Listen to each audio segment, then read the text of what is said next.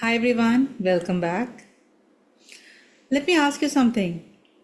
Have you ever said something in anger that you later regretted? Or held it so long that it started eating away at you? Let's talk about what anger is really trying to tell you and how to finally listen. With me, today we're diving into an emotion we all know, anger. And you might be surprised, but anger itself isn't bad. It's just a signal, a response, it's a messenger. And when we learn to work with it instead of fear it, we unlock clarity, confidence, and deep emotional power. Let's begin with a simple truth. Anger shows up for a reason. Maybe someone crossed a boundary, someone said something unfair, maybe you felt invisible, maybe dismissed, disrespected. Anger is your mind and body's way of saying, something's not right here. So you see, anger is not bad. It is not even shameful. And it is definitely not a weakness. It is a message. Now, why do we feel angry? Anger is often just the surface. And beneath it, you'll see hurt, guilt, fear, loneliness, maybe even shame. Let me tell you a quick story. When I was a teenager, if someone teased me or dismissed my ideas, I'd really snap back very fast. Anger came out sharp. But what is it that I actually felt underneath? I felt embarrassed, hurt, unsafe. Anger became my armor. It helped me feel strong when I actually felt small. Maybe you've been there too. So let's pause together. Think back to the last time when you felt very angry. Where did it live in your body? Was your chest tight? Your jaw clenched? Your breath shallow? Just notice. No fixing, no judgment. That's where we begin. Most anger is a messenger for a need that isn't being met.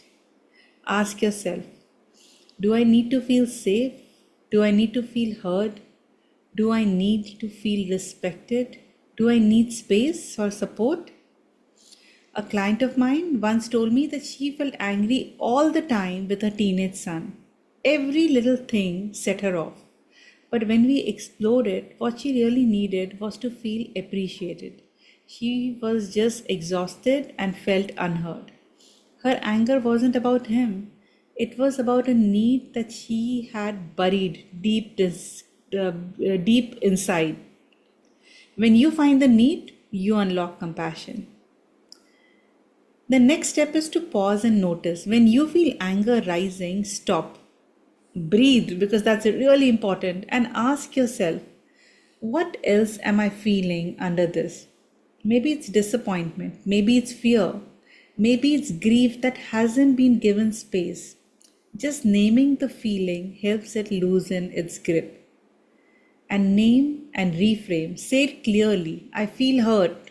I feel unseen. I feel overwhelmed. And then reframe it. My anger is pointing me towards something that matters. You move from reaction to awareness, from fire to focus. And give your anger a safe voice. Anger that gets buried becomes resentment. And anger that explodes becomes regret. But anger that gets expressed safely becomes wisdom. So try journaling without editing, maybe going for a brisk walk, shaking it out, or maybe even creating something. Because anger is also energy and it needs some kind of a motion.